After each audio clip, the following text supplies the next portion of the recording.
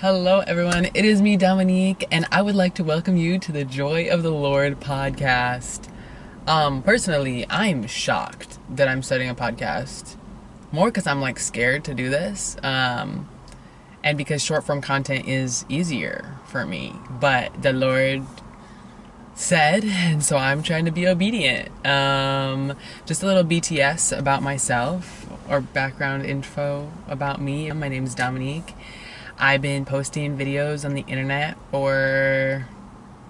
since 2019. I mean, I've been making videos since I was literally in elementary school, but like not publicly posting them, thank God, until 2019. I make Bible trivia videos, car jams, spoken words occasionally. Essentially, I want to encourage people to get in the Word and just be more in love with the Lord in every aspect of their life, whether that's their time in the Word, the music they listen to, even the like clothing brands they support. Love a good Christian clothing brand. If you have any favorites that you think I should check out, let me know. Put them in the comments, I guess. But that's enough of an intro, I think. I wanted to start this podcast off with sharing the testimony of how I ended up down here in Dallas. If you didn't know, I moved to Dallas about mid-October. Well, I think it was the first week of October. And it has been a whole thing because I moved from Minnesota to Dallas, and I never thought in my entire life that I'd be living down here. So let's tell the story. We're going to rewind back to February of 2023. I was working at this ministry organization based out of Minneapolis, and we were on a campus tour, and one of those stops ended up in Lubbock, Texas. And our flight home from this event, everyone else on staff had flights from like Lubbock to Phoenix, I think, or something like that, to Minneapolis. My flight ended up being Lubbock to Dallas to Minneapolis, which makes more sense, but you know, it is what it is. That's just where we were at. And one thing about me is I'm gonna sleep on a flight. IKO. The second I get on a plane and wake up when wheels touch down in the place we're arriving. But this time, we take off like I'm KO'd, and then all of a sudden, I wake up and I'm like, I look out the window and I'm like, we're up in the air. Why am I awake? And I try to fall back asleep, and I cannot fall back asleep for the life of me. I woke up like 30 minutes before we were supposed to land, and I'm sitting there and I'm like, why am I up? I'm tired. I still have more tour stops ahead. I need to rest. Like, tour was so fun and I loved it. And also it was so exhausting because it was back to back to back to back to back show, and I'm having to turn around content super duper fast because I was a social media coordinator for that organization at the time. But I can't fall back asleep. And something at this point in February, I was really trying to learn, and I'm still trying to learn, what it looks like to hear the voice of the Lord. And for some people, they audibly hear the Lord. For other people, it's like a thought that pops into their head, and they know that it's the Lord because they spend so much time in the Word, and they know what the Lord sounds like because they know what His Word sounds like. And in His Word, every scripture is God-breathed. And so somewhere in between those things, I don't remember if it was a thought or if, I don't think it was an audible voice, but I just felt like the Lord had said, this could be home, or this is home. As I'm looking at the window over the DFW Metroplex. To be honest, I don't even know if that's the right word, but we're just gonna run with it. And I'm sitting there and I'm looking out the window, and I literally was like, LOL, no. Why on earth would I want to live here? Not the yeehaw. Like, I'm from Minnesota. Like, literally, Texas, Minnesota, opposite sides of the country. Very different, weather-wise, even culture-wise, honestly, but I was like, no, I'm not moving to Texas. That's crazy. And I forgot about it. Didn't journal about it. Didn't pray about it. Didn't nothing.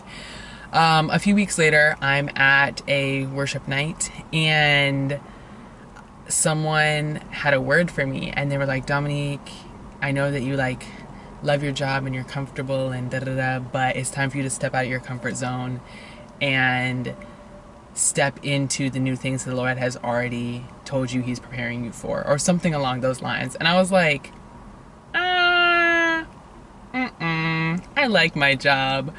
And I kind of just ignored it. Didn't really pray about it, did nothing. When people speak words, and I know that not everyone is on like the same page necessarily about like the gifts, especially when it comes to like prophecy, words of knowledge, words of wisdom, etc. But whether you believe those things are live and active today or not, what is true is that you need to take those things and you need to test it against the word. You need to take them and test it against the Lord and ask the Lord that if that thing that that person said is actually truth, because you can't just be believing what everyone says as true, because, and this might be using this verse out of context, but let God be true and every man a liar. But also, like, we have to test everything against the word, because like humanity is inconsistent. Like, we are not going to get it right every time, and so that's why we have to do our due diligence. When we receive a word, we need to take it to the Lord and surrender that to him and ask him if this is his will for us, or if this is someone just not quite making the mark. And that's no disrespect against them necessarily, but like every step of the way, due diligence has to be done. Moral of the story, if you receive a word, take it to the Lord before you just believe it as truth. But anyway, I was like, I don't know about all that.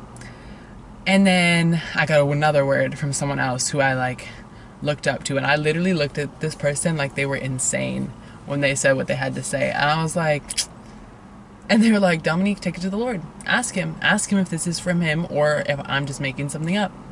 And I was like, ooh, yes and amen. So I go and I take it to the Lord and I start praying about it, and the Lord reminds me of the thing that he said to me on the plane about moving to Texas. And I was like, ooh, so this is for real, huh? Okay. And so I keep praying about it. And I'm like, oh my word, I think I need to move to Texas. But I really didn't know that many people down here. One of my best friends had moved down here for work. But I was like, yeah, no, I can't imagine like moving down to Texas. Like, what would that even look like? But then we had a retreat for my work. And I ended up meeting new friends at this retreat. And, we ended up planning a trip. I was going to come down and visit my friend in Dallas, and then a group of us were going to road trip from Dallas to Houston for this festival that they had on July 1st. And it was like Christian rap, hip hop, and then it was English and Spanish. It's called Siervos. I loved Siervos. Like, dude, it was so fun. Ate it up. But anyway, so we planned this trip, and before this trip, I was in Florida with my family. And leading up to this trip in Florida, I basically knew like, oh, I know I'm supposed to move to Texas, but I don't know when, I don't know where, I don't know how, but I know something's starting right now. I hope y'all understood that reference, and I would like to apologize for my singing. Anyway, get back on track. Lord have mercy. Apologies. I just got distracted. Anyway, basically, I'm in Florida with my family, and I feel like, okay, I need to tell my parents that I feel like the Lord is telling me to move to Texas. So I tell my dad first. And what he said to me shocked me, honestly. He was like, if the Lord is telling you to do something, you need to be obedient, Dominique. And I was like, oh, who are you and what have you done with my dad? Because I was expecting him to be like, nope, you're not moving. You're staying here in Minnesota. You're not allowed to move. That's actually not allowed. And he was like, nope, be obedient. And I was like, okay, that's wild. And then the next day I told my mom, and so for some context to this conversation, before she walked in the room, I had just re-downloaded an app that I have used in the past to get nannying jobs, because I was like, well, maybe if I'm moving to Texas, I should look for jobs down there. And she walks in the room as I'm like flipping my phone over after re-downloading this app. And I tell her everything. Tell her about the words that I received. Tell her about the things that I've been praying about, this, that, and the other thing. And well, the first thing she says to me once we're done talking is, well, have you thought about looking at nannying jobs down in Dallas? And I was like, "Buh. Bro, I just re-downloaded the app so I could look at jobs on there." We were kind of like freaking out collectively. And little things like that just kept happening where like the Lord would use other people to speak to things that I was already starting to do in faith. And while I was in Florida, I felt like the Lord had said, keep your eyes and ears open while you're in Dallas. And I was like, what am I keeping my eyes and ears open for? And to be honest, I had no idea. I couldn't figure it out while I was there. I didn't figure it out till I got home, but just a little synopsis of the trip while I was there. I had the best time. There was a lot going on. It was super busy. It was a lot. It was crazy, but it was the best. Like, I enjoyed myself and I experienced community in a way that I have never experienced it before, because that was something that I had struggled with back at home. And I loved it. Like, I loved the festival. I loved meeting new friends. I loved like I was live, laugh, loving it up, essentially.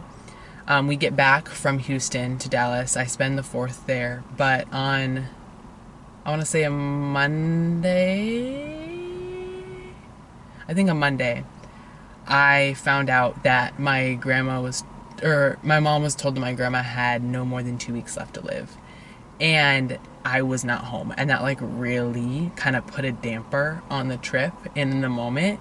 And like these friends that I had, like some of which I had just met that week when I was down there, they could tell something was off. They were like, Dominique, are you good? And I was like, yeah. Girl lied straight through her teeth, because I was scared of being a burden and I didn't want to be too much on these people that I had just met. But they could tell something was off, and they had just met me, and I was like, wow, like that's crazy, but I was still scared to say anything, so I didn't. And I just went the rest of the week, like enjoyed my time with these friends so much. And then it comes to the day that I'm supposed to go home. We went thrifting, we were all hanging out, and then everyone like goes their separate ways. I go back with my friend to get my luggage, and then she's gonna take me to the airport. And I get a call from my sister, and she's like, oh good, you're already crying. And I was like, what does that mean? And I had been crying because I didn't want to leave. Like, I did not want to leave these people. I did not want to leave that place. Like, as much as it was so hot, because it was July in Texas, I didn't want to leave, because I was just like, wow, I love these people so much and I don't even know them, but like this is where I want to be. Like, I don't want to go home. And my sister goes, Grandma just passed away. And I was shattered. Like, I hadn't seen my grandma in probably a month, because I was gone in Florida and in Texas for 2 weeks. And then before that, I don't know if I had been sick or she had been sick or something, but I just hadn't gone to see her. So I hadn't seen her for almost a month leading up to her passing away. And I was just like devastated, and I just like sobbed. And then I had to go to the airport. Like, there was no getting around it. Like, I had to go. And so I get to the airport, I'm going through TSA sobbing, and I finally get to my gate. I sit down, and I'm just like, there's nothing I would rather be doing right now more than being with my friends or being with my family. And I can't do either of those things because I'm sitting alone in an airport. And I just remember, like, I simultaneously felt so alone but so loved, because like my friends who were down here, they took turns like texting, calling, checking in on me, praying for me, making sure that I was good, because I was literally sitting alone in the airport after finding out that my grandma passed away while I was across the country. And like, I don't think I've said this enough, or maybe haven't said it at all, but like, shout out to you guys. Like, you guys are real ones, and I appreciate you so much. And I'm sorry if I haven't actually said that to your faces, because that was like a really difficult time for me. You guys definitely helped me get through it. And yeah, anyway, yeah, so sitting at the airport, my flight gets delayed, and I'm like, great. Finally, we board. I fall asleep. As I said, I KO on flights. I wake up about an hour later, and I look out the window, and we're still on the ground. And I ask the person next to me, I'm like, did we have to emergency land? Or like, and they're like, we haven't even taken off yet. They're having issues with the plane. They're having maintenance look at it, but we don't really know what's going on. Eventually, we get deboarded because they say we can't fly with that plane. And we're waiting and waiting. Finally, we board a plane again. And then eventually we get kicked off the plane again because that plane isn't working either. And then we board again. And it's like, finally, we can go. And then all of a sudden the captain comes on the intercom and is like, ladies and gentlemen, I'm so sorry for this inconvenience, but our flight crew has reached their maximum hours allowed. And so we're going to have to deboard and fly out in the morning. And I was so upset. Like, not gonna, like as much as I'd love to paint this picture of like, oh, I took it so, I started crying out of anger, out of frustration, out of I just want to get home or like be in a bed. Because by the time we found out that we couldn't be on the plane anymore, it was like 3 a.m. and we were flying out at 6 a.m. So I didn't even have time to like go take a little nap at a hotel. So I had to sleep in the airport. And I just remember like being so upset, and I was like, Lord, why are you making me go through this? Like, I'm already leaving a place and people that I want to be with and stay at, and I'm leaving like to go back home to where things are like messed up and broken because my grandma just passed away. And I like as much as I want to be with my family, I also don't want to be there because that means I'm gonna have to confront what actually happened and not just ignore it and be here. And then I was also like, I just want to stay and go hang out with my friends. Like, that's where I would rather be. But I think that something like the Lord used that, even though it sucked, even though it was so difficult to be in the airport by myself with all of this happening, like the Lord used it to show me that like I can rely on Him and trust Him to bring me through things when I'm literally by myself. And there are people that care for me and value me and will be there for me, but when they're not physically able to be there for me, He is there for me. And I can't find my worth and my strength in people. I need to find my worth and my strength in Him. And like, it was humbling to say the least, but it also was really encouraging because I think it almost prepared me for some of the things that I was gonna like face and probably have still yet to face, not in like a bad way, but just like learning to rely and trust on the Lord when like we can't rely and trust on the things that are around us. Because like Peter walking on water, like the wind and the waves are gonna wind and wave, but the Lord is gonna remain the same. And if we can trust in Him, like the verse that says, trust in the Lord with all your heart and lean not on your own understanding, in all your ways acknowledge Him and He will make your path straight. Like, I couldn't see why the Lord did that. I couldn't understand, I couldn't fathom, I couldn't wrap my mind around why I had to go through that in the way that I did. But the Lord used it and is still using it, and I may never understand, but like it is for His glory, and if it's glorifying to Him, it is for our good. But one thing that I prayed while I was at the airport, I was like, Lord, I'll come down here. Like, you have showed me that like this could be somewhere that I could live. But if you actually want me to go, like, can you make it so evident and make me so uncomfortable at work and at home that like I have no choice but to leave? And all I have to say is, if you're gonna pray something like that, be careful. Not that I'm saying like don't pray bold prayers, but just know that like ask, seek, knock, and it will be given unto you.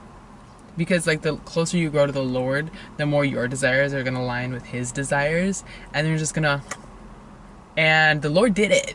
The Lord did in fact do what I asked. I got so uncomfortable, and it just became more and more evident that it was time for me to move, and I was so sad and so scared because my job, not only was it a job, but it was a family, because it's like this Christian evangelistic organization where like we all love the Lord so much, and we're all like just trying to walk in the calling that the Lord has placed on our life in this like unit family thing that we are doing, and using the gifts that the Lord has given us to further this mission of making Jesus known and evangelizing, and among other things. And I just could tell. So one of my friends uses this term, like, I felt the grace lifting. And I hadn't really heard that growing up, but like recently, I think that is a good way to describe what that period of time was like after I came back from Dallas to Minneapolis. I just wasn't supposed to be there anymore, but I had to take the steps of faith to get up, to put in my 2 weeks, to start packing, to quit my job, to do all of these different things. And by me taking steps of faith, the Lord was seeing that I was willing to trust him even if I didn't understand what he was doing. And I don't want to make this sound like, oh, I did things so the Lord gave me what I wanted. That's not what it was. It was more like daily I was prayerfully asking the Lord, like, what do you want me to do? Because I want to be walking in step in what it is that you want, and becoming the person who you want me to be, and doing things that are glorifying and honoring to you. And that looked like quitting my job. That looked like packing and being fully packed except for a week's worth of clothes for a month before I left. And like, it was wild. There was one point where it was probably 2 or 3 weeks before I left where I was feeling super duper discouraged. And I was like, Lord, did I gaslight myself into thinking that I was supposed to move? Like, was this not something that should have been done? Should I have not quit my job? Should I have not done this? Should I have not done that? Should I just unpack? Should I give up? Like, if this is really what you want me to do, can you give me a sign? And can it be from someone that I don't know? And you know how earlier I said, like, be careful what you pray, because the Lord, and not be careful is not the right way to say it, but just like, be aware of what you pray, because the Lord will do it.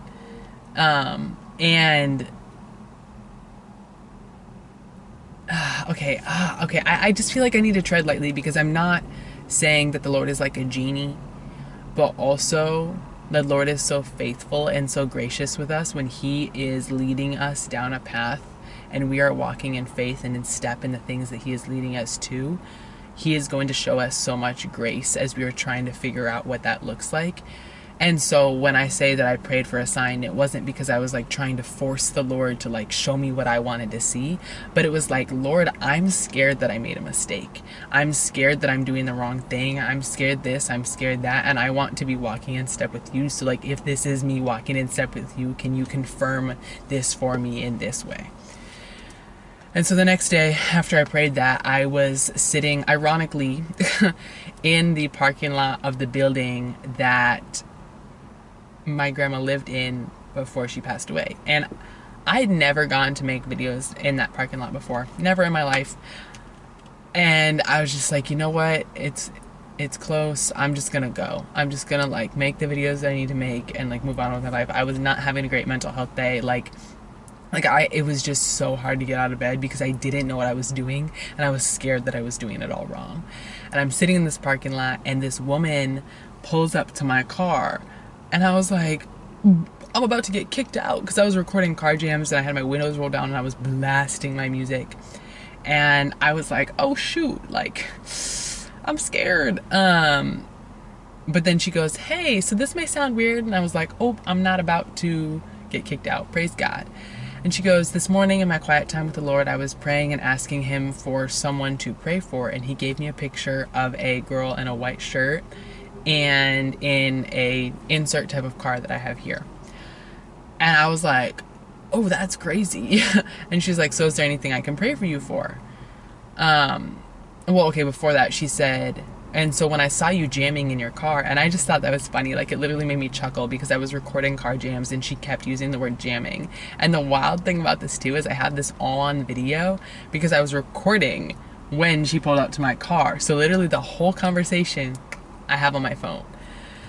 But anyway, I like unload everything. I'm like, I'm so scared and I feel like I'm supposed to move across the country, but like I'm not sure if I just like made it up and da da da da da, and I'm like trying to walk in faith, but I don't even know what I'm doing. And like literally, I probably sounded crazy. And she goes, wow, that's wild. And I was like, yeah. And she said, you know, when I was 22 years old, and I watched the video back to make sure, I did not tell her how old I was. This was 3 days after I turned 22. And she goes, when I was 22 years old, the Lord had told me to move from Minnesota to Arizona. And I didn't know why, didn't know where, only knew a friend's parents there. But I knew that I was supposed to go, so I packed up my car, which is similar to the type of car you have, and I drove across the country. And she said some other things, but basically, it was like a slap in the face. And not like a disrespectful, but like a loving, like, Dominique, you are walking in faith. You are walking in step with what I have for you. So, like, keep stepping. Just because you're uncertain, just because not everything is made clear yet, doesn't mean that I'm not working, and doesn't mean that you're not doing the right thing. And so she prayed for me, and then afterwards she goes, if I were you, I would go home and journal about this. And I was like, oh, yep, yes, best believe I will be in fact doing that. And I go home and I journal about it, and that day I felt like the Lord was like, you can go. Because up until this point, every time I was like praying about it, journaling about it, I felt like the Lord was like, wait, wait, wait, wait. You know, like those sidewalk things that speak to you when you press the button and let you know when you can walk. That's what I felt like the Lord was being like. Oh, and really quick, I never like tied a loose end earlier. So when I was in Florida, the Lord told me to keep my eyes and ears open while I was in Dallas. Couldn't figure out what that was until I got back home.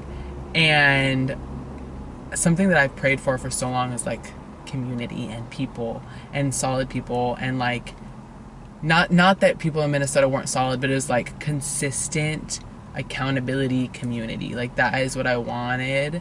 And also diverse, because it's hard to find that in Minnesota, not gonna lie.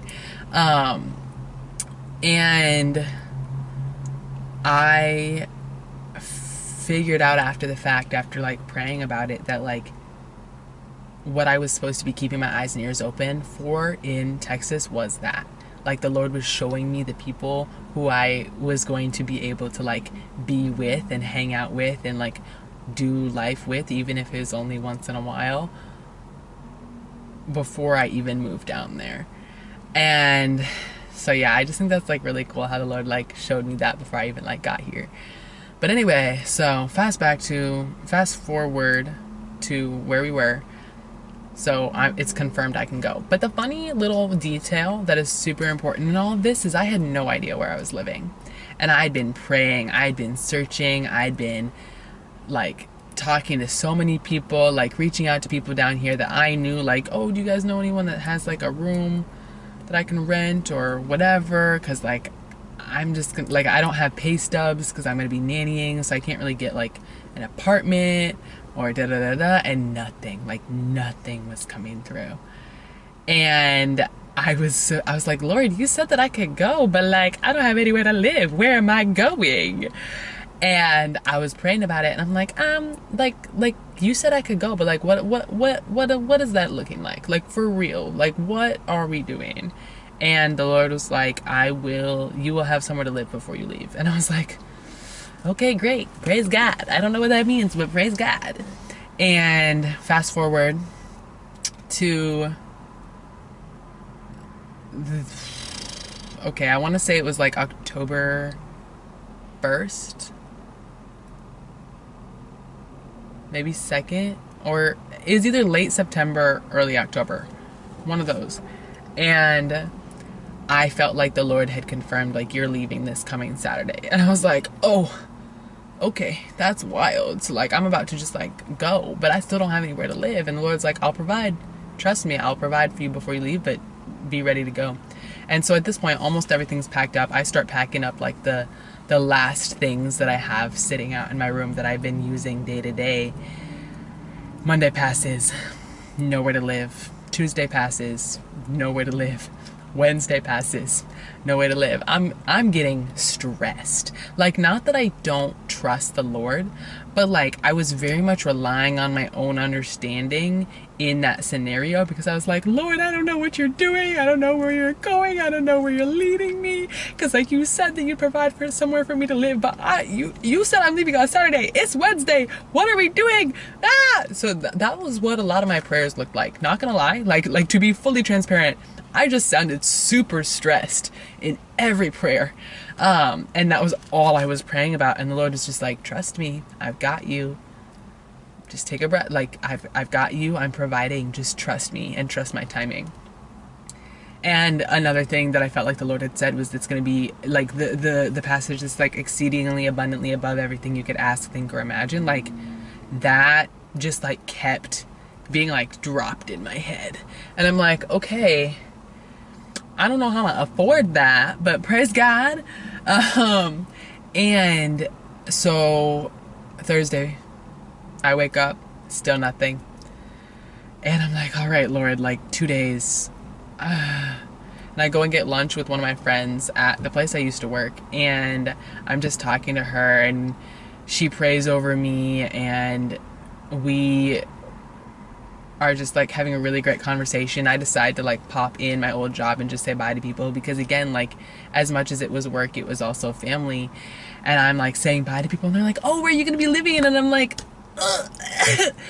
you know, if the Lord tells you, let me know, because I would love to know the answer to that as well. And they were like, oh, dang, like you're really about to leave with nowhere to live? And I was like, I guess, but also the Lord's going to provide. He said that he would, so I believe it. And honestly, I don't know if I was saying that because I believed it, or if I was saying that because I was trying to make myself believe that it was true. But, you know, the Lord is faithful. So I'm done saying bye to everyone. I'm driving to this random parking garage to go, like, make videos. And I was so stressed. Like, I couldn't even get myself to make videos because I felt like I was faking it. And one thing about me is, like, I have such a hard time pretending to feel or be something that I'm not, because I did that for so long, because I was trying to fit into boxes and bubbles that people wanted me to fit into, to be liked, to be included, to be this, to be that, to be whatever anyone else wanted to be me to be, instead of being who God created me to be. And so like now it's even hard for me to like pretend like I'm okay when I'm not, and people can read right through me, which is like good and bad sometimes. Like sometimes I just like want to like be left alone, and then people are like, Dominique, are you good? And I'm like, oh no, yeah. But anyway, so I was just like, all right, Lord, I believe that you're gonna give me somewhere to live, but I just can't do this right now. I literally took a nap in my car. I took a 15-minute nap in my car on some random parking garage in Minneapolis. Was that the wisest decision? Probably not. Did I do it anyway? Absolutely. And I wake up, and I had tried to call one of my friends earlier, and she didn't answer. She calls me back. We're talking on the phone, and she's like, dang, Dominique, so you're really about to leave with nowhere to live. And I was like, no, the Lord's gonna provide. Yep, he's got it. Again, I don't know if I was believing it or trying to convince myself, but I said it, praise God. And we were on the phone for a little bit, and then she was like, wait, I have a friend who's moving into a house at the end of December, but the lease starts in October. I wonder if you can sublease her room until she moves in. And so she gets off the phone, she calls her friend talks to her roommates, calls me back.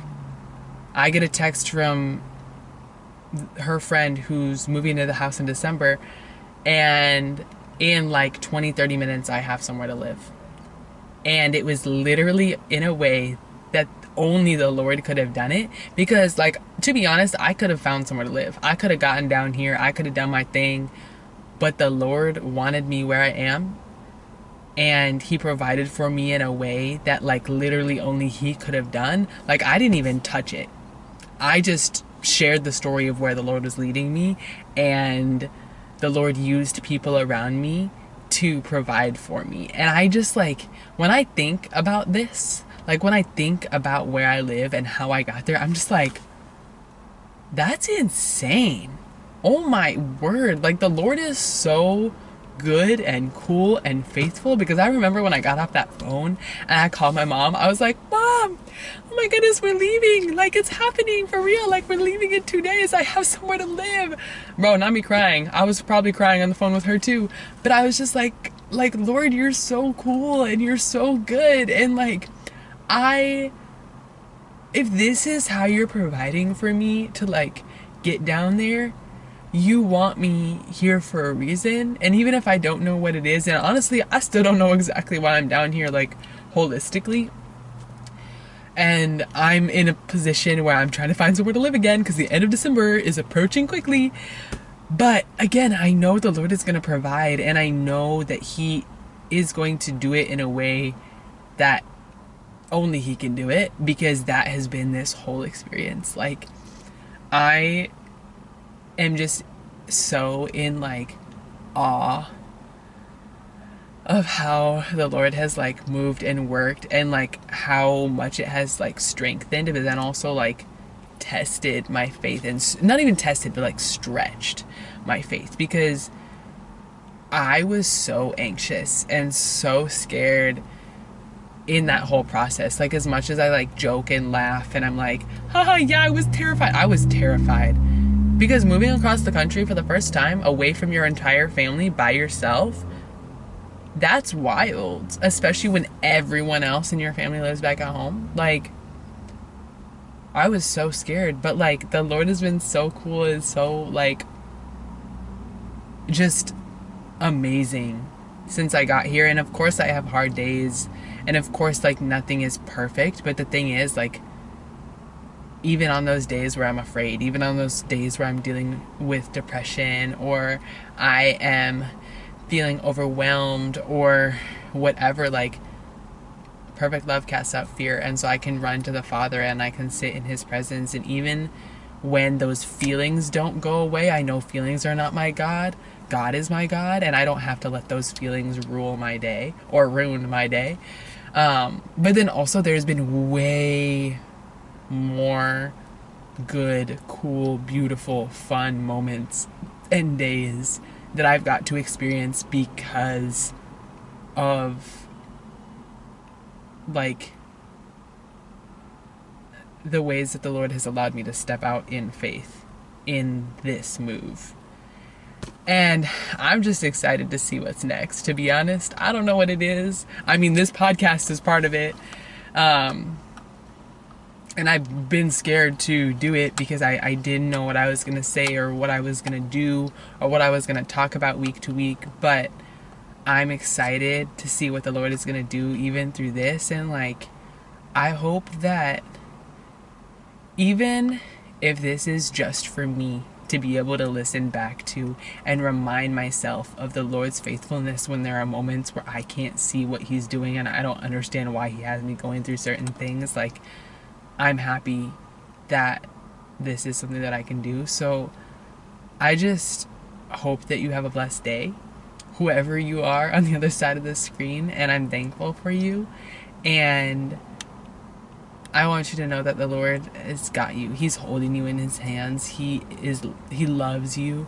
He like has so much for you. You are His son, you are His daughter, you are His chosen person, people. Like, He loves you, and He sent His son down to earth to live a perfect life, to die on the cross and to rise again 3 days later so that He could be in relationship with you. And like the blessing that it is to live in that freedom, to walk in that faith and that freedom and that hope and that joy of the Lord. Podcast name, LOL. Anyway, that was a lot. It's just so cool. And to be honest, I think I was just rambling for the past however long I've been talking, but I am just happy to be here. And I want to thank you for being here and encourage you that if you're in a season of trying to figure out like what the heck is going on? And you're waiting on the Lord for things that he said that he's going to do. Know that he's going to do it. He's going to follow through. He's going to come through. And even if it's not in your timing, it's going to be better than what you want. Because the places that I was looking at when I was trying to move down here, with what I could afford, not cute. And the place that I live, a blessing, exceedingly abundantly above everything I could ask, think, or imagine. Like literally, I wasn't even thinking about places like where I live. And the Lord said, here you go. Like, this is where I want you. And yeah, I don't know. There's so many things that I could say, but I hope that you have a wonderful, blessed day. And I can't wait to see you next week. And remember, you can do scary things because you're walking with the one who is greater than anything in this earth that you could ever face. Greater is he who lives in me than he who lives in the world. And yes. Okay, I'm gonna say have a blessed day one more time. And I will see you next time. Bye.